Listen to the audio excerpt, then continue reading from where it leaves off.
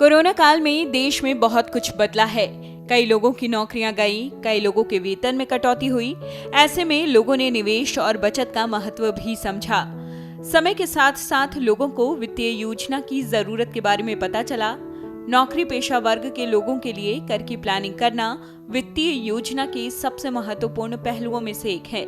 लेकिन बहुत लोगों को टैक्स और बचत के बारे में ज्यादा जानकारी नहीं होती। ऐसे में हम आपको बताएंगे कि कर्मचारियों को कर बचाने के लिए और आय का अधिकतम लाभ उठाने के लिए क्या करना चाहिए। ईपीएफ में करें निवेश। कर्मचारी और उनके नियोक्ता हर महीने ईपीएफ में योगदान करते हैं, जो एक रिटायरमेंट बेनिफिट स्कीम है। कर्मचारी और नियोक्ता दोनों वेतन का 12% ईपीएफ में जमा करते हैं। इस योजना के तहत किए गए योगदान में धारा 80C के तहत कटौती का लाभ मिलता है। ईपीएफ खातों में अधिक ब्याज मिलता है।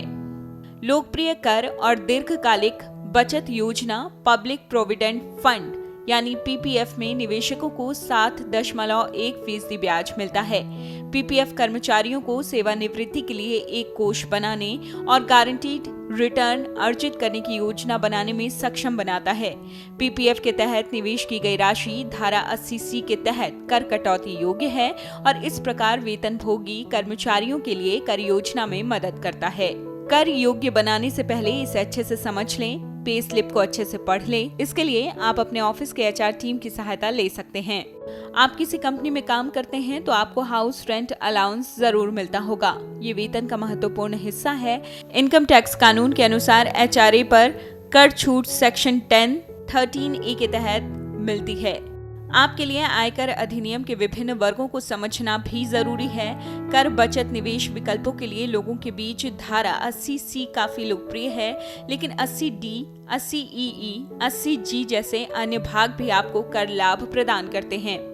सरकार कई तरह के जरूरी खर्चों पर भी कर कटौती का लाभ देती है। आपके बच्चों की ट्यूशन फीस, बीमा प्रीमियम, डोनेशन जैसे खर्च आदि सभी खर्चों पर आपको टैक्स में छूट मिलती है।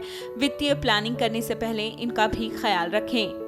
कई लोग निवेश के बारे में नहीं सोचते और इस कारण वो कीमती समय निकल जाता है जिसमें किया गया निवेश काफी अच्छे रिटर्न्स दे सकता था। जितनी जल्दी निवेश शुरू किया जाए, ज्यादा रिटर्न मिलने की संभावना उतनी बढ़ जाती है। निवेश कर आपको टैक्स में भी छूट मिल सकती है। आपको फिक्स डिपॉजिट, सुकन्या समृद्धि योजना, एनपीएस आदि से फायदा हो सकता है। नियोक्ता द्वारा पेश किए गए वेतन के आधार पर कर योजना बनाना चाहिए। वेतन पर कर लगाया जाता है, लेकिन खाद्य कूपन, खरीदारी कूपन आदि को वेतन नहीं माना जाता और इसलिए इन पर भी कर नहीं लगाया जाता। कई नियोक्ता अपने कर्मचारियों को ये कूपन देते हैं ताकि वो अपनी कर योग्य आय को कम कर सकें। लीव ट्रेवल अलाउंस यानी एलटीए कर भी कर्मचारियों को टैक्स में छूट मिल सकती है। एलटीए 4 साल की समय सीमा में 2 यात्राओं के लिए उपलब्ध होता है। यह आपके लिए काफी सहायक हो सकता है। और छुट्टियों को इन कैश कराना वेतनभोगी व्यक्तियों के लिए करों को बचाने का एक और तरीका है। यदि आप भी छुट्टियों का उपयोग नहीं करते हैं जिनके आप हकदार हैं, तो आपको उन दिनों के लिए मुआवजा मिल सकता है।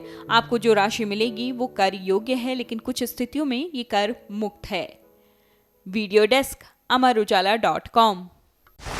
डाउनलोड करें अमर उजाला ऐप और पाएं खबरें लगातार। अगर आप ये वीडियो YouTube पर देख रहे हैं तो हमारे चैनल को सब्सक्राइब करें और बेल आइकन को दबाना ना भूलें। अगर आप Facebook पर ये वीडियो देख रहे हैं तो हमारे पेज को लाइक करें।